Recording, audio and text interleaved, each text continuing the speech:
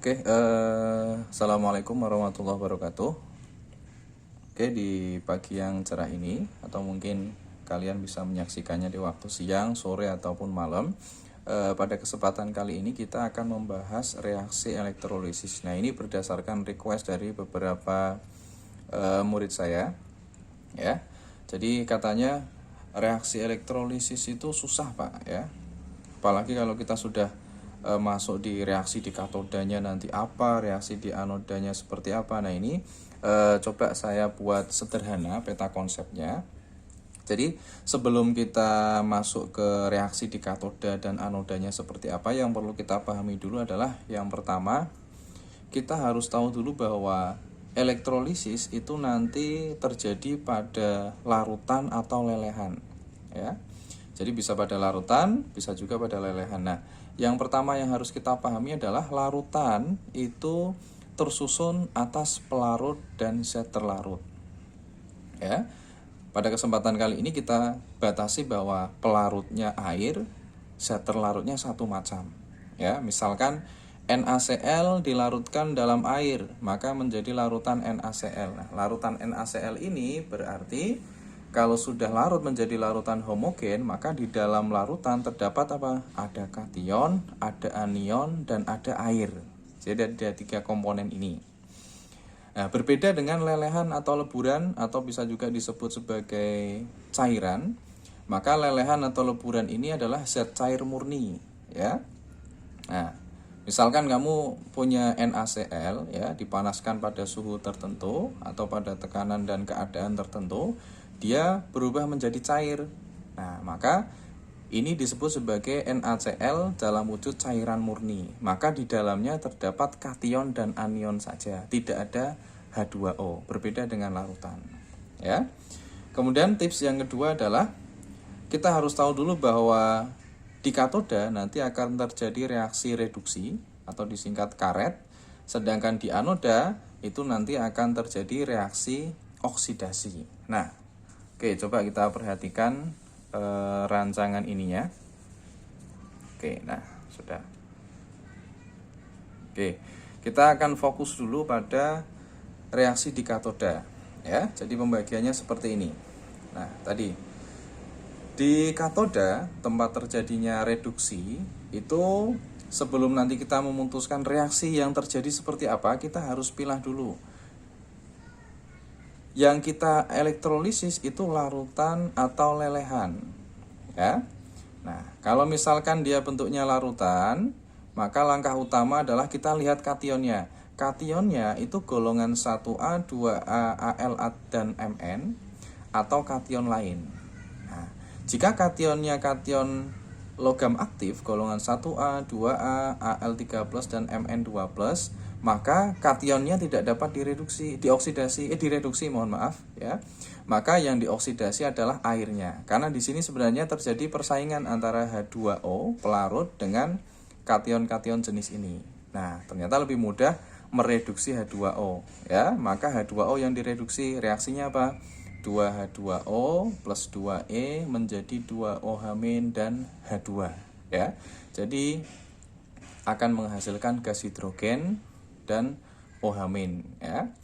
Kemudian jika kation lain berarti selain golongan 1A, 2A, Al dan Mn, maka kation dapat direduksi. Contohnya misalkan kationnya adalah Cu2+, maka Cu2+ plus 2E menjadi Cu.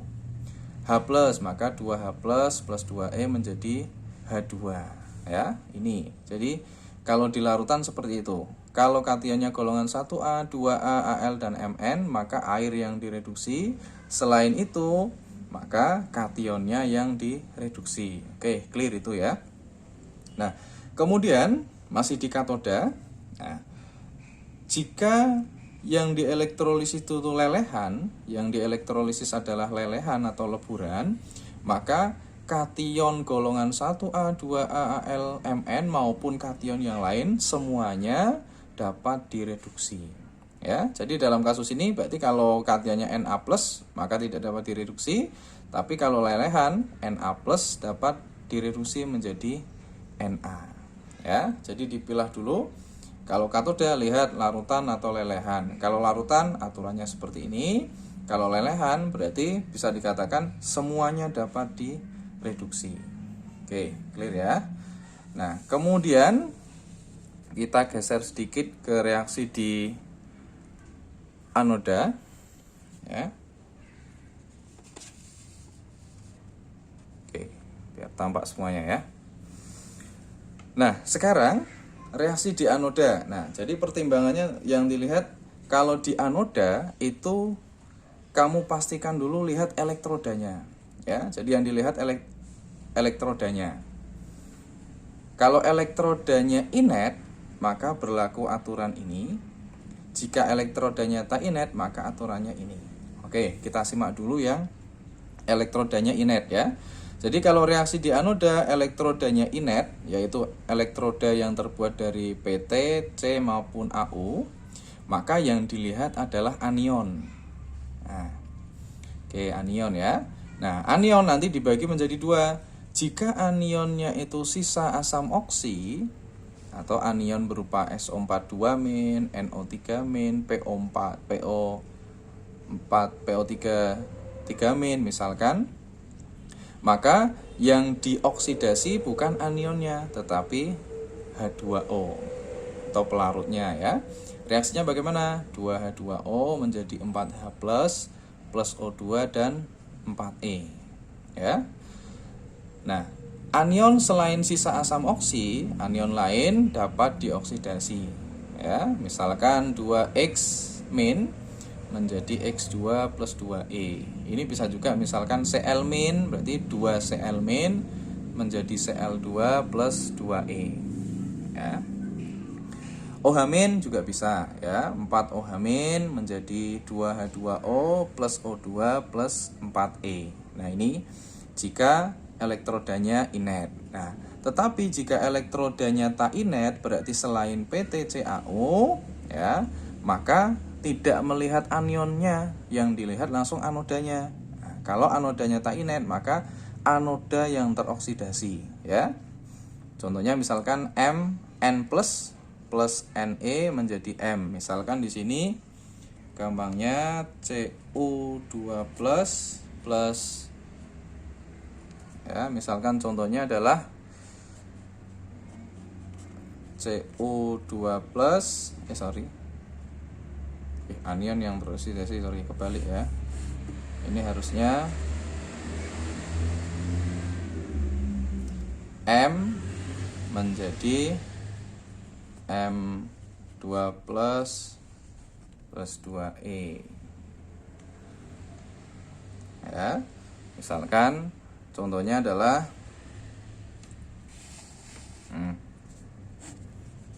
misalkan anodanya dari Cu, maka Cu ini akan teroksidasi menjadi Cu2 plus dan 2E. Nah, jadi itu aturannya. Jadi reaksi di anoda yang dilihat adalah pertimbangannya apa? Elektrodanya apa dulu? Inet atau tak inet ya. Kalau inet maka aturannya lihat anion.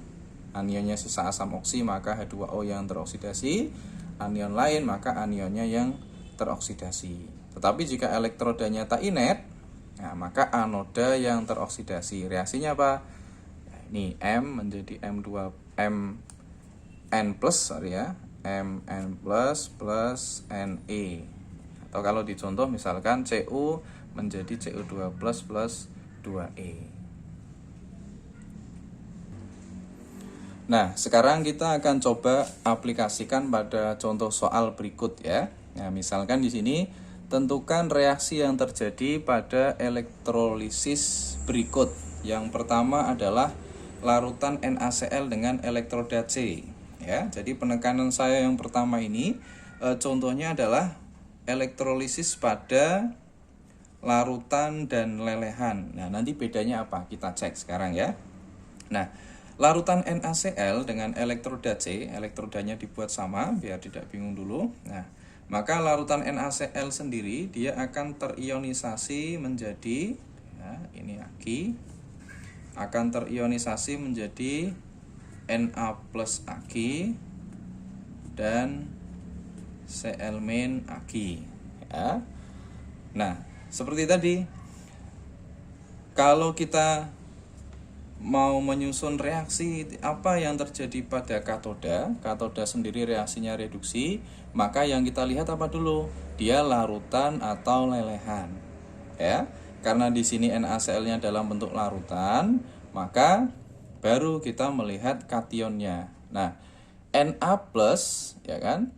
Na+ itu golongan 1A, maka dia tidak dapat direduksi. Maka yang direduksi adalah pelarutnya atau H2O. Maka reaksinya adalah 2H2O plus 2E menjadi 2OH- plus H2 ya.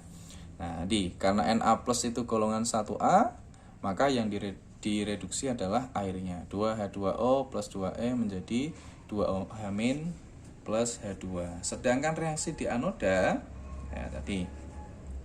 Anoda berarti sebelum memutuskan reaksinya, berarti langkah awalnya adalah lihat elektrodanya.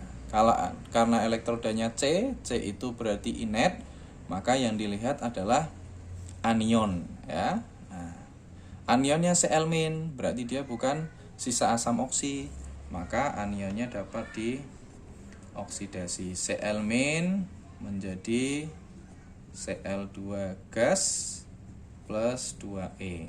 Nah, karena ini Cl-nya 2, maka di sini 2 Cl-, ya. Nah, kemudian kita bandingkan coba dengan lelehan NaCl. Nah, tadi ya, kalau larutan itu berarti tersusun atas kation, anion, dan pelarut H2O. Sedangkan lelehan ini berarti NaCl liquid. Nah, ini akan terionisasi menjadi Na+ liquid juga dan Cl- liquid. Nah, tadi ya. Sehingga reaksi di katoda bagaimana? Tadi di katoda berarti dilihat dia larutan atau lelehan. Kalau larutan maka berlaku dilihat kationnya, ya. Sedangkan kalau lelehan berarti semua kation dapat direduksi. Maka pada nomor 1 Na+ tidak bisa direduksi. Pada nomor 2 ini Na+ dapat direduksi. Nah, ini menjadi Na, ya. Na solid. Nah, sedangkan reaksi di anoda, ya, karena di anoda lihat elektrodanya karbon, maka dia inet, maka yang dilihat adalah anion. Anionnya Cl-. Cl- adalah bukan sisa asam oksi, maka dapat dioksidasi. 2 Cl- menjadi Cl2 gas plus 2 elektron. Nah, kalau kita bandingkan antara soal pertama dan kedua, di anoda reaksinya sama, tetapi di katoda reaksinya berbeda karena di sini Na+ dalam bentuk larutan tidak dapat direduksi, sedangkan di sini Na+ dalam bentuk lelehan dapat direduksi. Oke, itu dulu. Nanti kita sambung untuk bagaimana jika elektrodanya berupa elektroda tak inet. Oke, cukup dulu di part 1 ini. Terima kasih.